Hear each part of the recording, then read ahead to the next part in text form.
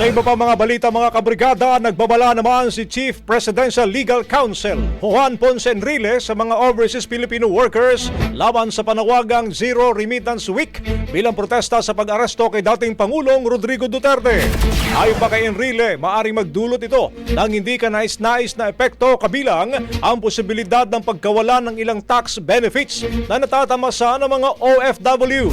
Binigyan din pa ng Chief Presidential Legal Counsel ng anumang aksyon ay maaring may kaakibat na tugon mula naman sa pamahalaan.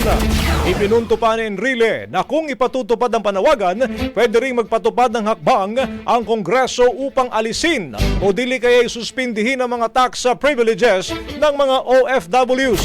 Kabilang sa mga benepisyaryong o benepisyong ito, ang exemption sa income tax, travel tax, airport fees at documentary stamp taxes sa kanilang remittances, ganun din ang pag-file ng income tax returns. Dagdag pa niya ang pasaporte na ginagamit ng mga OFW upang makapagtrabaho abroad ay isang pribilehiyong ibinigay ng Kongreso kaya dapat pag-isipang mabuti ang anumang hakbang na maaring makakaapekto sa kanilang estado. Samantala, unang nagbawala si Palace Press Officer Claire Castro na ang Zero Remittance Week ay maaring magdulot ng negatibong epekto sa ekonomiya ng bansa at sa mga pamilya ng mga OFWs.